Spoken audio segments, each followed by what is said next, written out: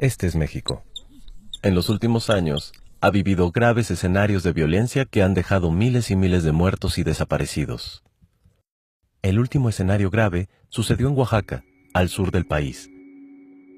El 19 de junio del 2016, fueron asesinadas al menos 11 personas por policías federales y estatales con armas de alto poder, en el intento por diluir una manifestación. Este conflicto ha dejado más de 60 presos políticos en el estado. Los maestros y pobladores se manifestaban contra la reforma educativa, como en muchos lugares del país. Pero ¿por qué maestros y ciudadanos se oponen a esta reforma? Veamos. En 2013, diputados y senadores aprobaron la reforma educativa por iniciativa del presidente Enrique Peña Nieto. Lo hicieron protegidos por miles y miles de granaderos. Bueno, aquí solo pondremos unos cuantos. Las protestas ya existían, pero no les importó escuchar las voces de especialistas en el tema, maestros y padres de familia. ¿Para quiénes entonces estaban realizando la reforma? Es muy claro, las voces que sí escucharon provenían de grupos empresariales como Mexicanos Primero y la Organización para la Cooperación y el Desarrollo Económico, el Club de los Países Ricos. Uno de los pilares de la reforma educativa es la evaluación a los maestros por lo menos cada 4 años. Esta evaluación pretende medir la idoneidad del maestro. Pero no toma en cuenta grado académico y experiencia, la calidad humana con los alumnos, ignora las diferencias culturales y socioeconómicas del país, por ejemplo, entre un maestro de un municipio de Nuevo León o un maestro rural en la Sierra de Puebla. El examen, además de largo y antipedagógico, está compuesto en su mayoría por preguntas sobre reglamentos y procedimientos burocráticos, y no por contenidos académicos. La verdad es que uno de los grandes objetivos de la reforma educativa es someter a los trabajadores de la educación arrebatándoles su estabilidad en el empleo, con el pretexto de mantener solo a los maestros idóneos. La renuncia provocada y el despido masivo echará a la calle a decenas de miles de educadores. Pero, ¿quién evalúa a los maestros? Enrique Peña Nieto impulsó la reforma educativa. Sí, quien difícilmente se sabe las capitales de los estados, creía que Benito Juárez estaba vivo en 1969 y que no puede citar los 3 libros que marcaron su vida.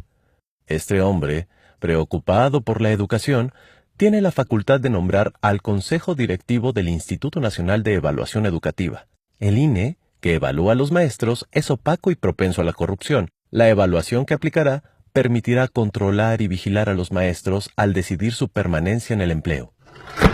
Los nuevos maestros serán despedidos sin responsabilidad para el gobierno, pues la ley deja fuera a tribunales de conciliación y arbitraje.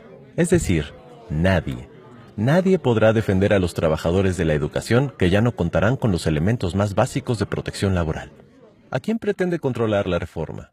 Pues a maestros como los de Oaxaca, Guerrero, Chiapas, Michoacán, entre otros estados, que han luchado por años para poder elegir democráticamente a sus representantes y mantener su independencia del gobierno.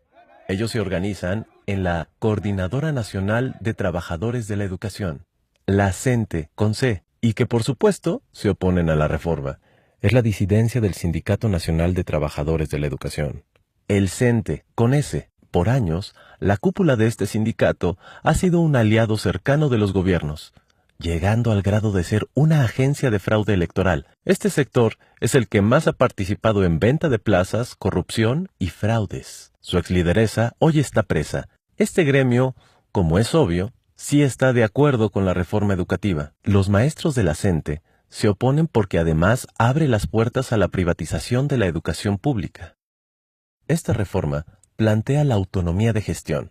Con este término, el gobierno pretende que los padres de familia tengan la responsabilidad de atender problemas administrativos de las escuelas, que siempre ha sido una obligación gubernamental, como el pago de agua y luz, descomposturas y materiales, además de otorgarles atribuciones de vigilancia sobre los maestros. Todo esto bajo el liderazgo del director. También alienta el entrometimiento de empresas en las escuelas públicas. No es exagerado decir que la complicidad de empresarios con gobiernos corruptos, como los que tenemos, harán de la educación un jugoso negocio a costa de los padres de familia. Para nadie es un secreto la gran crisis del sistema educativo mexicano. Este sistema está formado por autoridades educativas, infraestructura, maestros, alumnos, programas de estudio y materiales. De todos estos componentes, el gobierno y los medios de comunicación han fabricado a un solo culpable de esta crisis: los maestros. Pero en México se siguen implementando planes de estudio de hace 15 años. Desde que se impuso la reforma, no se habla de estrategias pedagógicas o invertir en ciencia y tecnología. Hemos llegado al punto en que los libros de texto gratuitos tienen faltas de ortografía y errores científicos. Este año se le quitaron 3.660 millones al presupuesto de la Secretaría de Educación Pública. ¿Le interesa al gobierno la educación de los ciudadanos? Los maestros que se han movilizado contra esta reforma no han dejado de ser llamados huevones, vándalos, privilegiados. Los medios de comunicación hacen una campaña de odio. Seamos sinceros. ¿Qué privilegio puede tener una maestra oaxaqueña de primaria que en promedio gana 8,000 pesos mensuales al lado de los verdaderos privilegiados?